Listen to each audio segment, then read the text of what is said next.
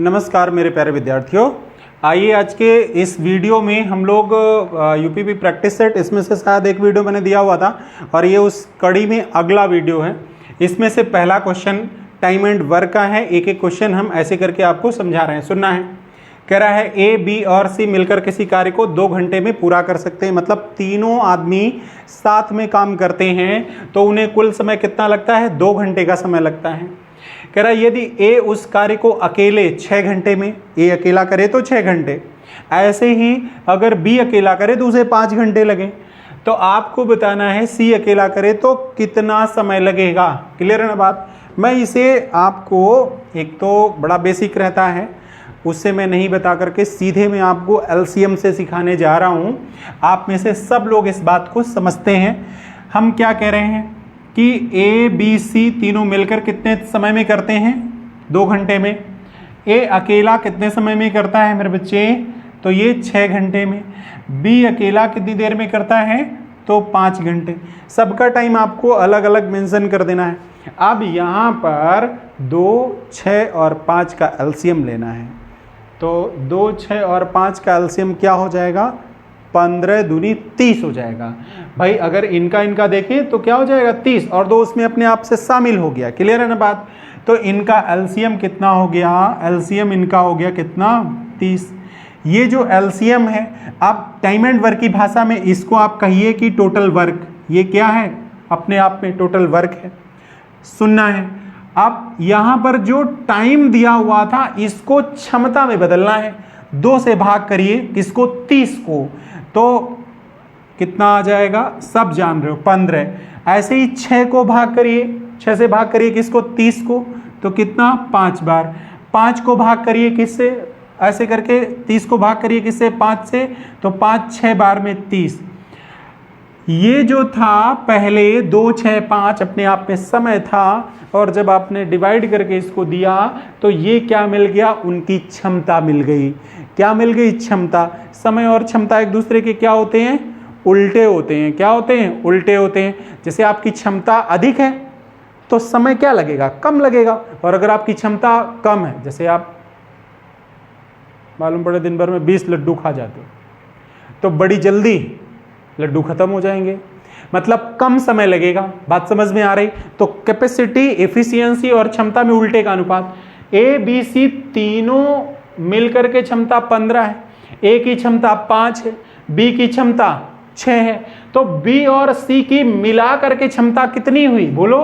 B और सी की मिलाकर क्षमता हुई 11। जबकि ए, बी और सी की क्षमता क्या हुई? 15। और इसमें से ए, बी की क्षमता क्या हुई? 11। अगर हम घटा दें तो सी की क्षमता नहीं बच जाएगी? कितनी? 4। कुल काम कितना है? 30 काम कराना है। तो इस 30 को किससे भाग कर दीजिए? 4 से। तो एक तो ये हो गया कि 15/आधा, 15/2। अब 15 का आधा क्या होगा? 7.5। That is your answer. I think पूरी बात समझ में आ गई होगी। मैंने कोई स्टेप छिपाया नहीं है, सारा का सारा डिटेल में कराया है। बाय द वे समझना है। अब यहाँ पर इतना सब आपको लिखना पोतना नहीं है, बहुत ज़्यादा नहीं।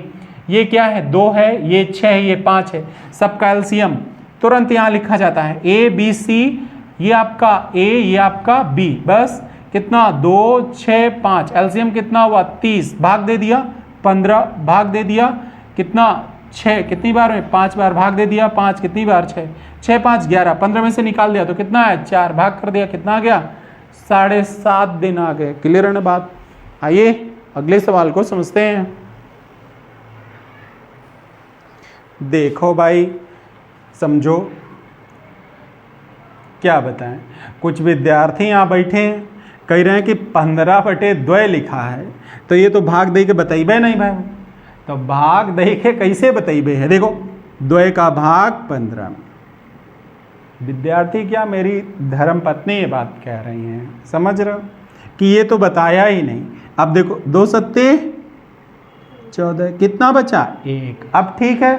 हाँ, अब क्या लिखोगे इसको? 7 सही 1/2। बहुत बहुत धन्यवाद आपको समझने के लिए। अगले में आते हैं।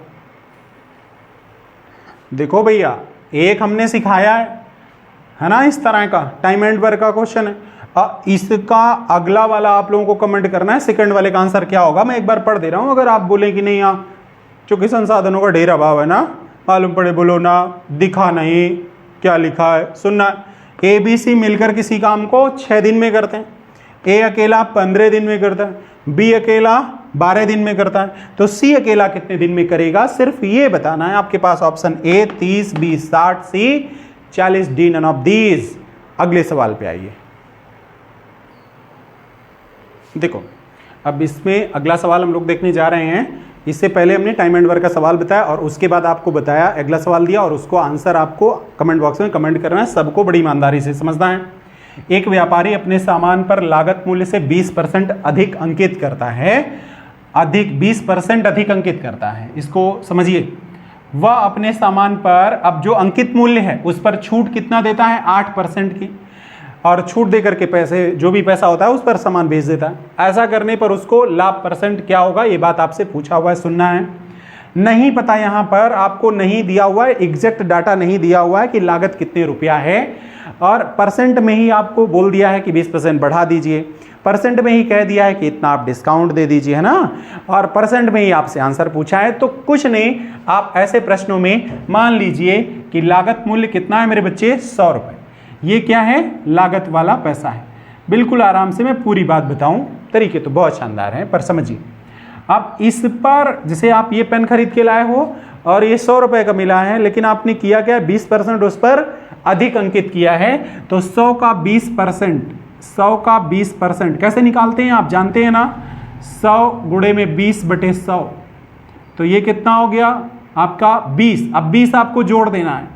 हमेशा परसेंट वाली वैल्यू और ये वैल्यू बराबर नहीं रहते, बाय डिफॉल्ट यहां पर है, तो आपने उस पे अंकित कितना कर दिया, 120। मतलब 100 रुपए की चीज लाए थे, 20% अधिक अंकित कर दिया, 20 रुपए अधिक अंकित कर दिया, तो 120 हो गया। अब हम ही चूंकि मास्टर है तो हमको चाहिए क्या, मार्कर। आपके पास दुकान है और आपके पास गए तो आपने क्या किया, आप गुरुजी हो, आपको हम डिस्काउंट देते हैं, वैसे डिस्काउंट देते हुए नहीं है, आप ऐसा हमको समझाओगे, है ना, और क्या बोलोगे, हम डिस्काउंट कितना दे रहे हैं सर, 8% आपको डिस्काउंट दे रहे हैं। बात समझ में आ रही है। तो 120 का 8% आपने डिस्काउंट दे दिया, तो सुनना है, जो ये पैसा है इसमें से 8% निकाल दीजिए, जो पैसा बचा उतना आपने लेकर के ये सामान मुझको दे दिया। सुनना है, तो 120 का 8% अगर आपसे पूछा जाए तो 120 गुणे 8/100 यही करते हो, 12×96, 9.6 रुपया क्या कर दिया आपने, कम कर दिया। इतना आपने कम कर दिया कितने में से, 120 में। सुनिए 120 में कितना, 9.6 आपने घटा दिया। तो एक बात बताओ, 9.6 यहां पर पॉइंट लगाओ। जो बिल्कुल बेसिक से समझ रहे हैं उनके लिए मैं बता रहा हूं, बाकी फिर कुछ और समझा रहा हूं। यहां पर अब ये तो घटा नहीं है, तो 10 में से 6 गया तो कितना बचा, 4। यहां कितना, 9 बचा, तो 9 में से 9 गया तो 0, यहाँ 1, तो क्या आंसर हुआ, 10.4। अब सुनिए मेरी बात, मैं क्या कह रहा हूं बच्चे, 120 का 8% निकालना है, ये तरीका समझिए।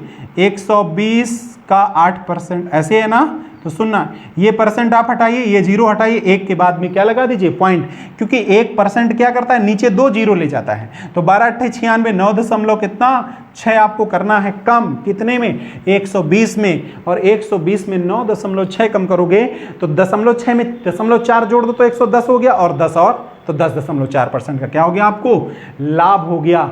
अथवा इसी बात को समझो मेरे बच्चे, और कुछ बताना चाह रहा हूं, समझना है, बोर हो जाते हो गया, 1.5 तरीके हो गए, कोई दिक्कत नहीं।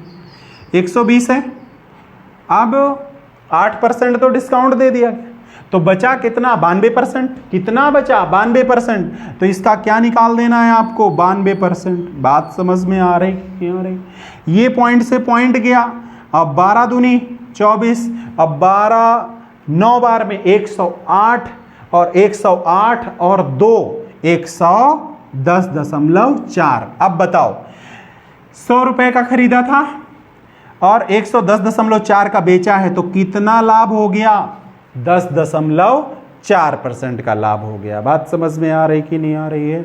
वेरी क्लियर है। बहुत सारे तरीके होंगे, कैसे भी करके आप करें, आपका सवाल बनेगा। क्लियर है ना? एक क्वेश्चन यहां पर भी मैं छोड़ देता हूं आपके लिए, आप उसका आंसर कमेंट करें। देखो प्यारे बच्चों, आपको इसका आंसर मैंने बताया हुआ था, इसका आंसर आपको अपने आप से करना है। एक तरीका और हो सकता था इसमें, कौन सा वाला? 10 × 10। क्या 10 × 10? पता नहीं आप लोग जानते हो कि नहीं, जाने दो, कभी टॉपिक में आए तब समझाएं। बताएं क्या? अच्छा बताते हैं, समझना है। ये कॉन्सेप्ट है 10 × 10, 10 × 10 बराबर 100।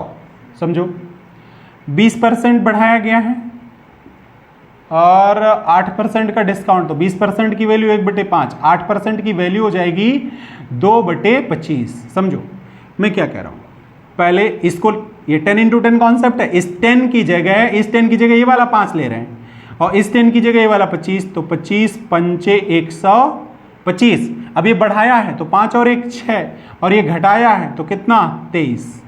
क्लियर है ना बात? अब इसको मल्टीप्लाई 6 त्रिका 18 और 6 दूनी 12 और 1 कितना हो गया? 13।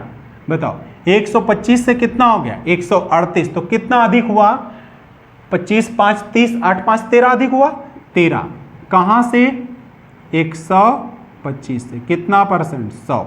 25 पंचे 125 और 25 चौके 100 और 13 4 बार में कितना हो गया? 52/5। Very nice. 5 दहम 50, 5 चौके 20। आंसर, क्योंकि यहां ये बढ़ के आया है मेरे बच्चे, इसलिए क्या है? लाभ है। जो मेरे रेगुलर विद्यार्थी होंगे वो 10 × 10 को जबरदस्त पकड़ लेंगे। हाँ, मेरे साथ अगर नए नए जुड़े हैं तो भी कोई परेशानी वाली बात नहीं है। आपने जैसे भी सीखा है, जो भी सीखा है वैसे आप करिए, इनका आंसर करिए।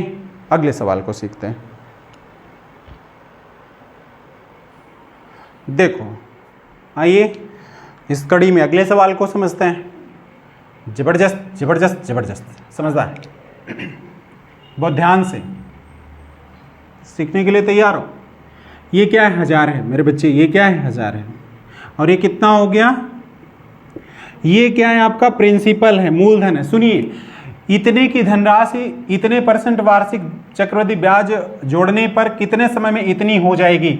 जहां पर ये शब्द हो जाएगा क्या कि इतनी हो जाएगी, इसका मतलब ही है कि ये क्या दिया हुआ है? मिश्रधन दिया हुआ है। क्या दिया हुआ है? मिश्रधन दिया हुआ है। सबसे पहली बात। दूसरी बात, जब आपको इस तरह से सवाल दिया हो और यहां पर आपको क्या दिया हुआ है? दर भी दिया हुआ है, तो हम करें, थोड़ा सा कुछ सीख लीजिए, आंसर तो बहुत जल्दी आपका हो जाए। ठीक है, सुनना है कुछ। 1000 का 10% आप निकालिए। 1000 का कितना निकालिए? 10%। ये आपका क्या है? ये मिश्रधन है, ये अमाउंट है, इससे भी कोई मतलब नहीं है। तो 1000 का 10% निकालोगे तो 1000 × 10 बटे क्या करोगे? 100 करोगे। बोलो, ये ऐसे काट दिया, ये ऐसे काट दिया, तो कितना आ गया? 100। एक साल में कितना ब्याज? 100 नहीं पता। अगर 2 साल के लिए कहेगा तो 2 बार 100 पहले लिखिए। 3 साल के लिए कहेगा तो 3 बार 100 लिखिए। यहां पर ऐसे ही कुछ ऑप्शन है, 2, 2.5, 3, 3.5 ऐसे करके, तो मैंने 3 बार इसको सजाया हुआ है। अब सुनना है, ये जो ऐसे करके जो लिखा हुआ है ये 100 100 100, तो बेसिकली ये साधारण ब्याज है, लेकिन कह रहा है चक्रवृद्धि ब्याज जोड़ना है। तो देखो अब यहां पर आपको करना क्या है मेरे बच्चों कि दूसरे, पहले साल का तो साधारण ब्याज और चक्रवृद्धि ब्याज बराबर होता है, दूसरे साल ब्याज पर भी ब्याज जुड़ता है, तो इसको छुपाइए। और इसका 10%, तो 100 का 10% कितना होगा? 10 रुपया इसको दे दीजिए। तीसरे साल को इसको छुपाइए और ऊपर जितना दिख रहा है सब पर 10% देना है, तो इस पर 10%, इस पर 10%, तो कितना हो जाएगा? 10 10 20 हो गया। बोलो, और साथ में इस पर भी 10%, तो इसका क्या हो गया? 1 हो गया। बात समझ में आ रही है? अब अगर इस पूरे को हम जोड़ें तो क्या पाएंगे मेरे विद्यार्थियों? ये मेरे बच्चे हो गया 100 100 100, कितना हुआ? 300, ये हो गया। और 20 10 30, ये हो गया। 1 ये हो गया, तो क्या हो गया? 331 हो गया। बोलो, 1000 रुपया क्या था आपके पास में? मूलधन। अगर 1000 में 331 जोड़ें तो क्या हो जाएगा? 1331। इसका मतलब है कि कितने साल? ये पहला साल है, ये दूसरा साल है, ये तीसरा, कुल कितने साल लगे? 3 साल। पहली बात तो ये समझना है। ये मैंने क्यों बताया है अब ये समझना है। बहुत बार आपसे पूछता है, आगे मैं इसी सीरीज में क्वेश्चन लेकर के आऊंगा, कराऊंगा कि साधारण ब्याज और चक्रवृद्धि ब्याज में 3 वर्ष का अंतर क्या होगा। ये इतना डिटेल से बताने का कुछ और मकसद है। आंसर तो जाने कब का आपका हो गया था, समझना है क्या। साधारण ब्याज और चक्रवृद्धि ब्याज का अंतर पूछे आपसे तो ये वाली लाइन जो होती है वो साधारण ब्याज होती है और इन पूरे को जोड़ दो तो वो चक्रवृद्धि ब्याज होती है। मैं कह रहा हूं इसको हटा दीजिए तो साधारण ब्याज और चक्रवृद्धि ब्याज में कितने का अंतर, 20, 10, 30 और 1, 31। आंसर हो गया। पेपर में आपको ऐसे ही निपटाना है। क्लियर है बात। 2 वर्ष का साधारण ब्याज चक्रवृद्धि ब्याज का अंतर पूछेगा तो कितना, 10।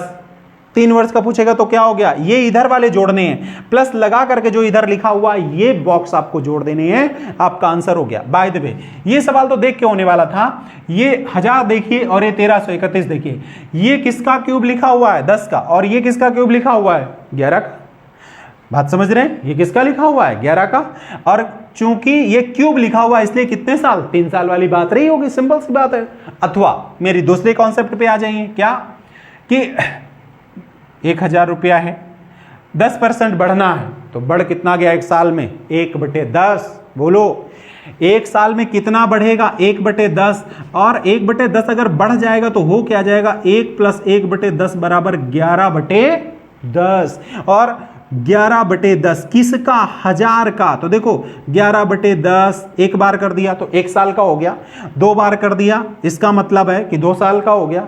लेकिन 1331 चाहिए तो 11 का क्यूब चाहिए, एक बार और चाहिए 11, तो ये हमने ओहो सॉरी ये मैंने 20 लिख दिया, 10, तो ये क्या हो गया, 11/10 हो गया। अब 10 10 10 ये आपस में 1000 हो गए और ये क्या हो गए, 11 का क्यूब 1131। इसका मतलब है कुल कितने वर्ष लगने हैं इसको, 3 साल लगने हैं। वो देखने में ही आ जाएगा, किसी का क्यूब लिखा है, किसी का क्यूब लिखा है, किसी का स्क्वायर लिखा होगा, किसी का स्क्वायर लिखा होगा। बात समझ में आ गई होगी संभवतः। Good luck. एक काम करना है, अपने दोस्तों में जबरदस्त तरीके से शेयर करते रहना है। जो क्वेश्चन मैंने आपको दिए हैं उनके आंसर हमें कमेंट बॉक्स में कमेंट करते रहना है। साथ में ये बताते रहना है कि आपको कौन सी बात कहां पर समझने में समस्या हो रही है। ठीक है, एक बात और, यूपीपी की अच्छा यूपीपी का नाम आता है तो हंसी आती है। वजह एक लंबे समय से यूपीपी की परीक्षाओं का इंतजार करते करते हो गया विद्यार्थियों को, लेकिन अब पूर्ण संभावना है कि यूपीपी का अब जो है आने वाला है, क्या नाम, वैकेंसी आने वाला है 60-62 हज़ार के आसपास। बहुत बड़ी वैकेंसी मिलने जा रही है, अगर आ रही है तो, और आ रही है तो ये हफ्ते 10 दिन के भीतर खुल जाएगा, ये भी सही है। क्लियर है ना बात। तो आपको चाहिए कि बहुत व्यवस्थित तरीके से अपने सभी सेगमेंट पर बराबर पकड़ बनाकर रखिए, क्योंकि इस बार अगर आप चूके तो फिर लंबा इंतजार करना पड़ेगा, क्योंकि एक लंबे इंतजार के बाद ही आपको ये वैकेंसी देखने को मिल रही है। क्लियर है ना बात। लाइक सब्सक्राइब शेयर करते रहना है। मिलते हैं मेरे बच्चों।